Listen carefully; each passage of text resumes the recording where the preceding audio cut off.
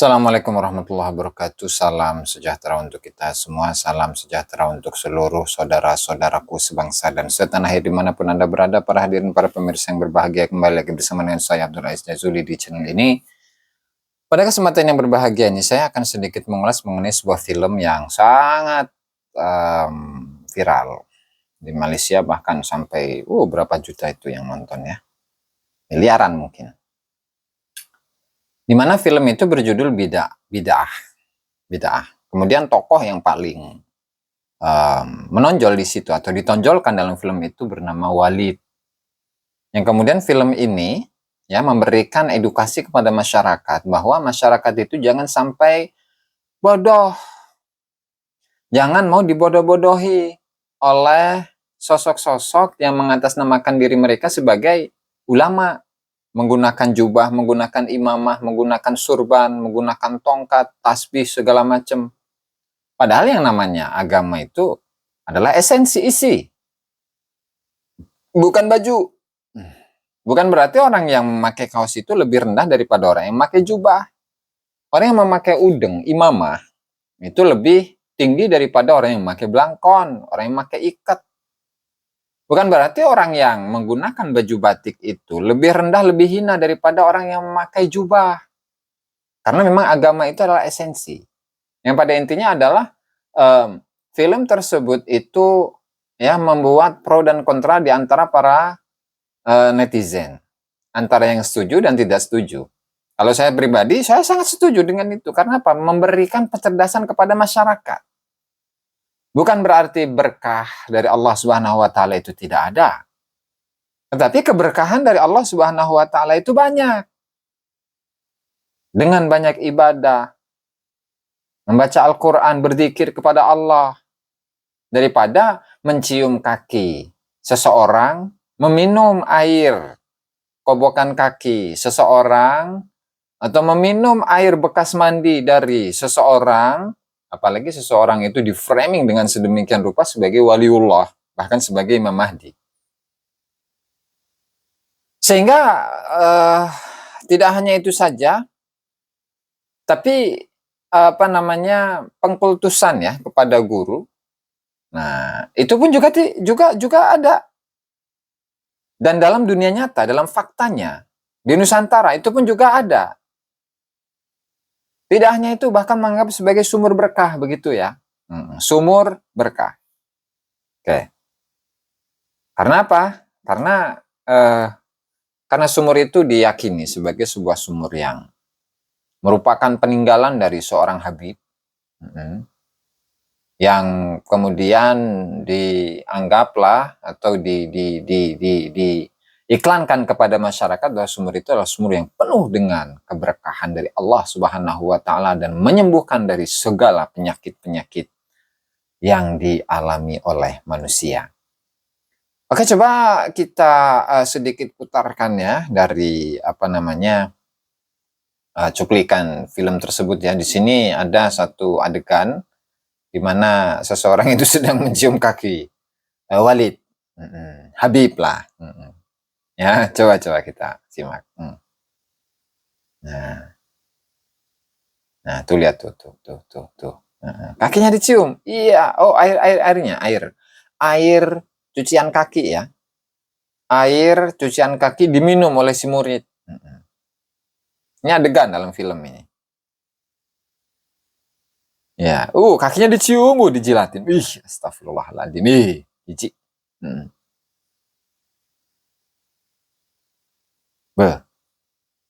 Iya, nah ini di film. Nah, kalau ini di dunia nyata nih. Ini di dunia nyata yang salah satunya adalah Bahar Smith.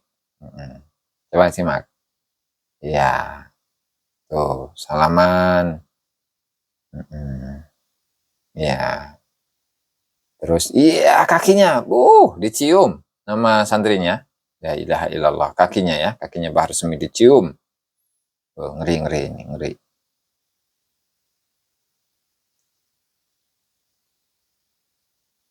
Karena ini meyakini bahwa gurunya itu atau Bahar Smith itu adalah dzurriyyah Nabi ya. Dalam dirinya itu mengalir darah suci Rasulullah. Terus. Nah, ini sumur berkah ceritanya nih.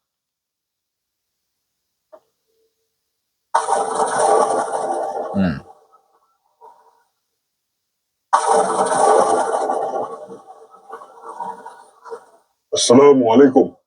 Waalaikumsalam. Gak kering gak begini? Pakai sumur ini kering, Cina? Adalah.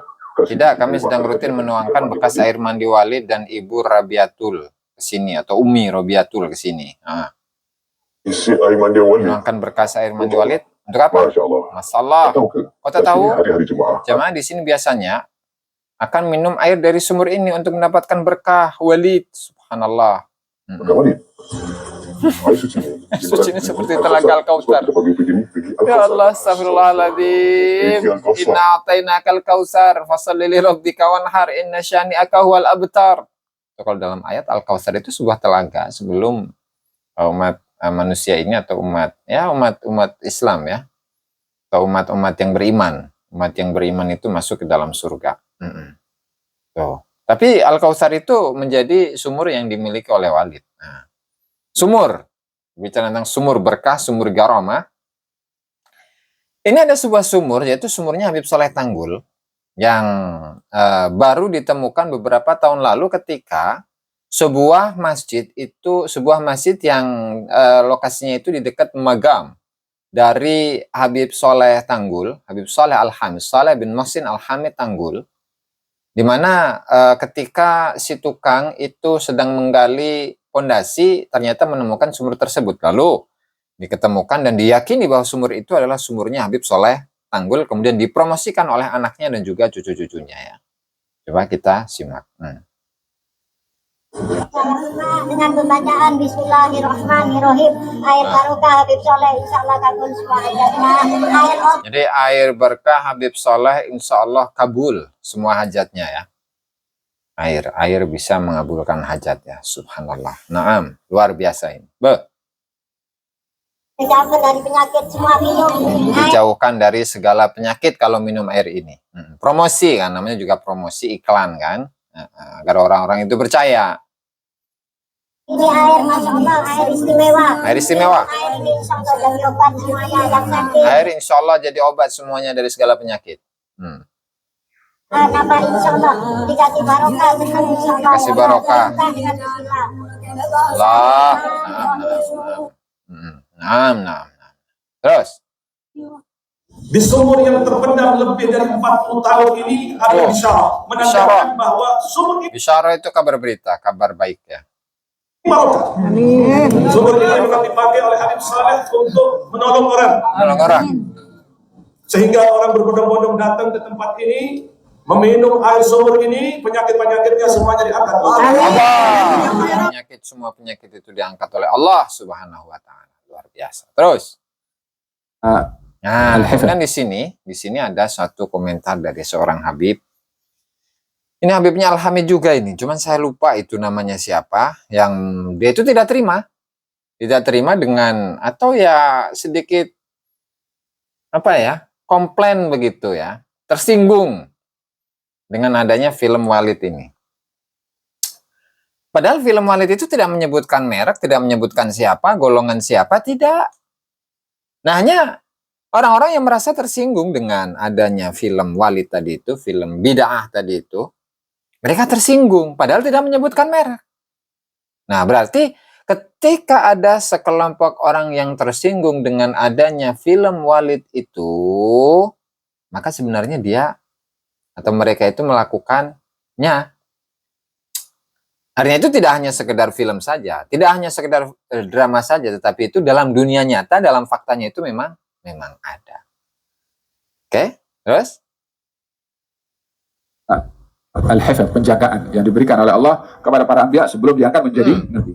Apatah lagi setelah menjadi nabi. Jadi nak cari kekurangan pada nabi tak jumpa. Ya. Jadi apa yang dilakukan? Mereka main hentam saja. Tujuannya adalah agar supaya orang tidak percaya. Maka yang dihentam itu kepribadiannya. Oh, ini gila. Oh, ini bomoh. Oh, ini seher. Oh, ini begini. Dengan macam-macam tuduhan. Zaman kita sekarang dengan teknologi, dengan film, dengan drama.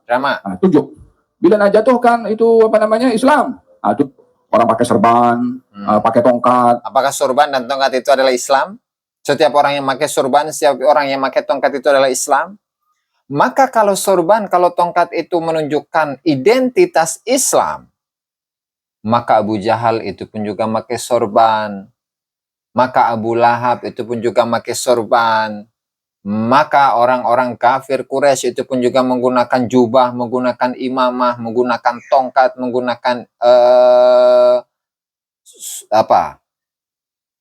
jubah, gamis, ya, udeng-udeng atau imamah, juga pakai juga. Lalu apakah mereka itu dikatakan sebagai orang yang Islam lantaran mereka menggunakan jubah? Nah, di sini perlu dikasih atau sampaikan kepada masyarakat bahwasanya agama Islam itu esensi isi. Tidak berarti orang yang memakai belangkon, tidak berarti orang yang memakai baju loreng, tidak berarti orang yang memakai baju batik itu lebih rendah, itu tidak Islami. Atau orang yang memakai jubah, memakai imamah, memakai udeng, memakai sorban, memakai tongkat, itu dikatakan lebih Islami daripada orang yang sekedar memakai belangkon. Karena apa? Karena agama Islam itu esensi. Allah Ta'ala itu memerintahkan kepada umat manusia. Rasulullah Shallallahu Alaihi Wasallam itu memerintahkan kepada umat Islam untuk menutup aurat, bukan untuk memakai jubah, bukan untuk memakai imamah, bukan untuk menjadi orang Arab. Karena tradisi antara satu umat Islam yang berada di suatu negara, suatu tempat itu berbeda dengan tradisi umat Islam yang ada di negara Arab. Sehingga jangan diarabisasi nih, semuanya akan berbau-bau Arab, jangan. Karena Islam itu esensi, begitu. Islam itu esensi dan bukan casing. Makanya disinilah masyarakat itu harus memahami bahwasanya ulama itu ya tidak melulu menggunakan udang, menggunakan imamah, menggunakan jubah, menggunakan tongkat, menggunakan sorban. Tidak melulu, tapi lihat apa yang dia ucapkan dan apa yang dia perbuat. Bagaimana kadar keilmuannya, bagaimana akhlak dan adabnya kepada dirinya, kepada Allah Ta'ala dan kepada umat manusia. Begitu. Sehingga ketika ada film yang seperti itu, justru itu memberikan pemahaman, meluruskan pemahaman. Agar pemahaman yang dimiliki oleh umat Islam itu tidak kacau, tidak melenceng dari agama, dari ajaran Rasulullah Shallallahu Alaihi Wasallam. Begitu. Nah, coba kita lanjut. Sehingga Habib ini tersinggung ini. Padahal dalam film itu nggak nyebut Habib, nggak nyebut siapa. Bahkan salah satu yang meluruskan, yang siapa namanya itu saya lupa, yang laki-laki itu yang cowok itu lulusan Yaman begitu. Justru harus bersyukur dengan adanya itu gitu Habib ini. Aduh, la ilaha illallah. Terus pakai tasbih, ya kan?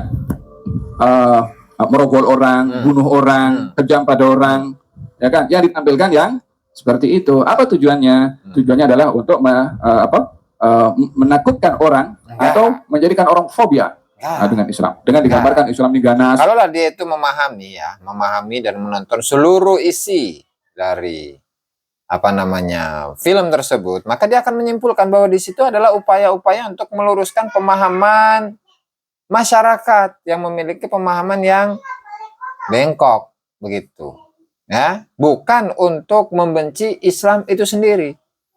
Karena Islam itu adalah esensi. Islam bukan casing, Islam bukan baju atau pakaian yang kelihatan dari luar.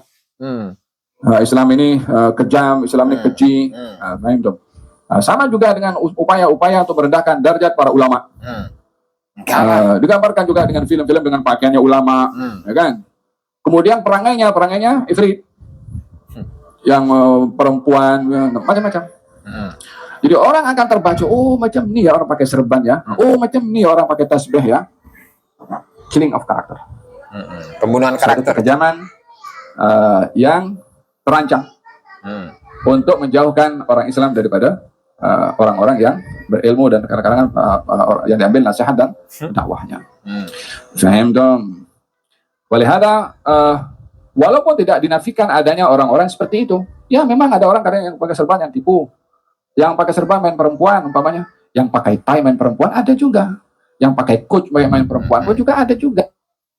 Bedanya begini, Pak Habib, bahwa ketika seseorang itu menggunakan sorban, menggunakan jubah, menggunakan imamah, menggunakan tongkat segala macam, dia itu ada mengatasnamakan dirinya sebagai pembawa Islam, memberikan ajaran Islam, begitu. Kalaulah orang-orang yang menjual-jual dengan atas nama agama, dengan atas nama ulama, kemudian dia mendapatkan banyak manfaat, banyak kepentingan dari umat Islam, ya, maka orang seperti inilah yang bermasalah. Berbeda dengan seorang yang memakai jas misalkan, kemudian dia itu melakukan maksiat segala macam, dia tidak mengatasnamakan dirinya sebagai mengatasnamakan diri agama, mengatasnamakan agama, tidak mengatasnamakan agama, tidak mengatasnamakan ulama. Nah, itu bedanya. Sehingga jangan kesinggung lah ketika dalam film tersebut itu tokoh yang ditampilkan itu menggunakan jubah, imamah, sorban dan lain sebagainya dengan perangai yang buruk. Jangan kesinggung lah. Justru itu penyadaran kepada masyarakat bahwa masyarakat itu jangan sampai tertipu dengan orang-orang yang bersorban, berimamah, berjubah, ya, menggunakan tongkat. Lalu ternyata dia itu mengajarkan pemahaman-pemahaman yang sesat gitu, Bapak. Nah, lanjut, Pak. Kenapa tak ditunjukkan juga kalau pakai tie, pakai coat? Oh, ini macam itulah. Hanya orang pakai baju agama saja. Ada baju agama. Ada yang perlu untuk berhati-hati di dalam menampilkan image-image agama yang mesti ada keseimbangan. Bila ada orang Nggak perlu lah. Nggak perlu itu, Bapak. Lanjut saja, kita akan pindah kepada seorang ustadz dari Malaysia yang juga mengomentari film tersebut. Silahkan. Ada satu filem yang dibuat oleh seorang pengarah, Erma Fatimah. Saya nak bagi kredit pada beliau. Kritik. Filem yang saya tak suruh tuan-tuan tengok, saya sendiri tak tengok. Saya hanya tengok potongan-potongan. Ramai orang marah dekat dia. Dan kita orang Melayu kata apa? Siapa makan cabai dia rasa pedas. Kita yang tengok kita tak rasa apa kerana kita tak buat benda tu. Tapi hakikatnya ada tak watak-watak yang seperti itu di dalam dunia realiti ni? Ada. Guru-guru yang Watak-watak memperalatkan seperti anak itu. murid untuk mengaut keuntungan. Guru-guru yang memperalatkan anak murid untuk memenuhi nafsu serakah. Tengok ke tak? Tak tengok, dengar saya catat. Saya pun kadang-kadang bukan nak tengok sangat, tapi oleh kerana nak catat terpaksa tengok. Terpaksa Ini pengorbanan nonton. saya. Ramai orang marah. Kononnya Erma Fatimah menjatuhkan maruah ahli agama, menghina para habib. Habib. Kenapa nak rasa terhina? Menghina para Habib. Memang Habib siapa yang disebutkan di situ? Nggak ada itu. Habib yang disebutkan dalam film itu nggak ada. Lebay itu mah lebay ya. Lebay saja itu dari Habib dan tersinggung Habibnya. Terus. Marah. Kalau dia tak buat benda tu, tak payahlah terasa. Itu masalah dia kadang-kadang. Bila kita ceramah, bila kita cakap, jangan ligan dunia, jangan kejar dunia, ingat akhirat. Kita tak sebut nama, tak mention siapa-siapa. Dia pergi berasa, aku ni tak berhati lah Ustaz. Dia kata ke aku. Dia tak sebut nama hang. Tu yang duk ligan dunia. Aku lah tu. Siapa dia lagi? Masalah. Lepas tu ada pula kata, dia duk kata ke orang. Siapa? Ke orang lah dia duk kata. Kalau kita tak buat benda tu, kenapa kita nak puasa? Pasal tu kadang-kadang benda orang cakap. Kita yang, tuan-tuan faham? Jadi Erma Fatimah buat satu filem, bagus. Bagus. Mesej dia ada, walaupun kita tak setuju lah dengan beberapa adegan-adegan yang tak sepatutnya lah. Yang tu salah-salah lah. Tapi ada, saya dimaklumkan tontonan hampir 1 bilion 1,000 juta orang menonton. Dan mesej ini yang kita akan sebut kepada tuan-tuan, bahawa adanya golongan yang bertopengkan agama, bertopengkan jubah serban, kononnya wakil Allah, kononnya wakil Rasulullah. Ini contoh kerja ni. Dan watak-watak seperti kalsum, tahu kalsum? Kalsum. Duk ada kok kanak? Bukan. Nah, Kibin tuh. Duh, ada. Kibin. Nah, jadi watak seperti Kibin yang memang otaknya itu sudah didoktrin. Dengan segitu dalamnya doktrinnya itu, sehingga sulit untuk memberikan penyadaran kepada dirinya, itu memang ada. Banyak malah di Indonesia itu. Banyak. Sehingga tidak menggunakan otaknya, tidak menggunakan pikirannya. Padahal yang namanya agama itu ada dalil akli, ada dalil nakli. Ada dalil akli, dalil yang bisa diterima oleh logika, akal. Kemudian yang kedua itu adalah dalil nakli, dalil yang berdasarkan atas teks-teks syariat. Teks Al-Quran, teks hadis Nabi Muhammad SAW. Nah, sehingga agama itu tidak mungkin bertentangan dengan akal. Nggak mungkin begitu tuh. Makanya jangan sampai ketipu ini intinya. Begitu, terus. Sanggup meninggalkan suami, sanggup bercerai untuk mempertahankan Tok Guru. Wali.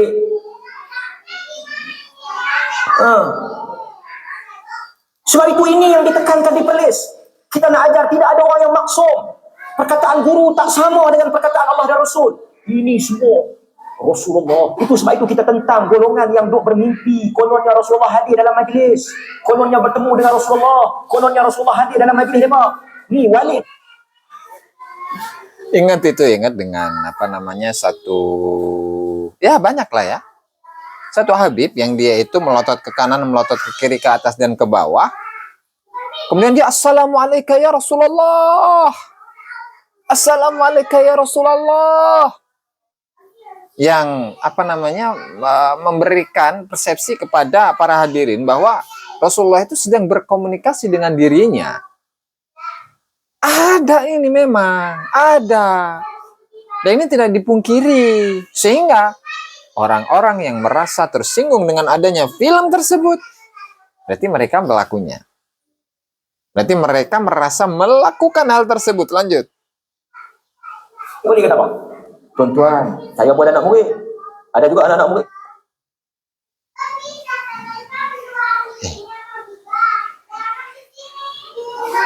Bentar.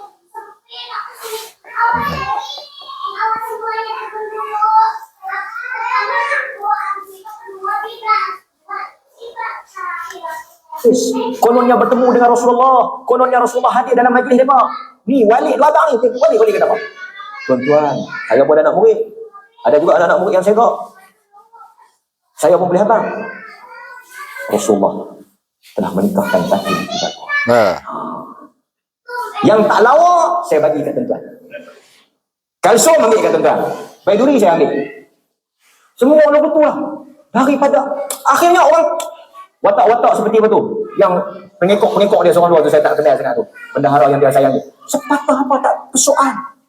Antara ciri-ciri anak murid apa? Tak berpersoal. Walid telah menerima wahyu. Walid semua apa yang disebut dalam filem Irma Fatimah itu yang berlaku dalam realiti. Memang ada. Menyerahkan diri kepada guru. Kononnya apa? Kononnya untuk membersihkan diri. Untuk menyuci. Memang ada. Adegan cium ayak, minum ayak kaki, cium kaki itu memang wujud. Untuk dan tengok, jangan wali adalah wali Allah. Wali bertemu dengan Rasulullah. Angkat diri, membesarkan diri guru. Bila membesarkan diri guru, orang mula ta'asub, orang mula ta'ajub, orang mula apa? Ikut. Dan cuba tuan-tuan tengok. Semua kena ke dia. Semua belah untung ke wali. Dan mana ada tok guru yang rugi? Habang ke anak murid, jangan kejar dunia, jangan kejar dunia. Tengok tu tok guru. 2 kali dunia lebih daripada kita. Saya tak kata salah kalau dengan cara yang betul. Tapi tu dah tengok. Kau duit anak murid. Habang ini untuk perjuangan agama, ini untuk akhirat. Menggunakan apa? Dia guna sentimen. Mainkan emosi orang. Ini untuk jemaah kita. Ini untuk perjuangan kita. Sesiapa yang mengikut kita akan masuk ke dalam syurga. Rasulullah hadir. Ya Rasulullah. Batu Walid pun memang ada tuan-tuan. Ya Rasulullah. Rasulullah telah memberitahu kepada Walid bahawa Walid akan bernikah dengan puteri Gunung Ledang. Tak ada pula Rasulullah habaq Walid nikah dengan Rasul itu tak ada anak. Sebab itu agama. Tak benar kan kita mengangkat guru-guru setanding dengan Allah dan Rasul. Ada hadis yang diriwayatkan oleh Al-Imam Tirmizi. Hadis ini patutnya menjadi pegangan bagi kita. Sebab itu kita di Perlis dan aliran sunnah, gerakan sunnah tidak pernah mengajar anak-anak murid membesarkan guru, mengagungkan tokoh, memuja tokoh, salam cium tangan tak diajar. Salam cium kaki, ambil berkat. Siapa mengaji sunnah benar-benar ni tak ada. Siapa dia yang ustaz-ustaz sunnah suruh pergi ambil berkat dengan dia?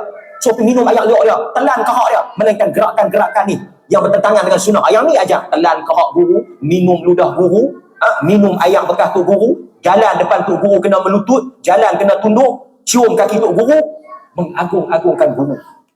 Tak ada dalam sunnah, tak ada. Sehingga kita berani untuk tanya Tok Guru ni, amalan Tok Guru ni, dalil mana, hadis mana. Kami bukan nak ikut Tok Guru, kami nak ikut Nabi. Biadab dengan ulama, tak hormat ulama. Daging para ulama beracun. Duk main buah tu. Siapa dia Tok ulama? Wali lah. Kenal ke hang? Kenal ke dia? Daging dia saja beracun, daging kita tak beracun. Maka akhirnya menjadikan masyarakat bodoh. Ikut yang kaya-kaya semua rasa berdosa, bagi duit kat Tok Guru. Tok Guru pun tolong doa, cuci dosa. Dah jadi macam Kristian. Sebenarnya tak payah ibadat apa, tak payah. Bagi 100,000, 200,000, Tok Guru pun doa lega dia. Hujung tahun pergi Mekah, balik cuci dosa. Dua seminggu pakai jubah, lepas tu nari golek balik. Ini yang kita tak mau. Sebab itu orang yang mengaji sunnah cerdik. Orang yang mengaji sunnah tak ada taklid buta, tak ada ta'assub. Lepas itu orang sunnah bila tengok filem-filem macam ni, tengok cerita-cerita macam ni, kita setuju. Setuju. Kerana itu yang jadi penyakit sekarang. Penyakit. Dan orang yang buat benda ni dia tak suka. Kenapa dia tak suka? Kerana ini membuka pekong di dada, membongkar kegiatan dia, menyebabkan masyarakat cerdik, masyarakat nampak hal itu. Dia tak maulah. Dia punya modus operandi dia. Dia punya apa? Penipuan dia. Orang tahu dia tak bagus ni, hina ulama, hina orang pakai jubah, hina orang pakai sorban, hina habis, hina Tok Guru. Dia bukan kata semua yang buat kelaku tu berasalah. Jangan tak ada kaitan meloncat lebih macam apa. Gitu teman-teman ya. Jadi intinya adalah film tersebut sangat memberikan edukasi kepada masyarakat dan supaya masyarakat dan bangsa atau umat Islam menjadi umat Islam yang cerdas dan tidak mudah dibodoh-bodohi oleh oknum atau kelompok manapun, kelompok apapun yang mengatasnamakan sebagai dzurriyyah Rasulullah, sebagai wakil dari Rasulullah, wakil Allah dan wakil dari agama Allah Subhanahu wa taala. Wallahul muwaffiq ila aqwamit thoriq. Wassalamualaikum warahmatullahi wabarakatuh.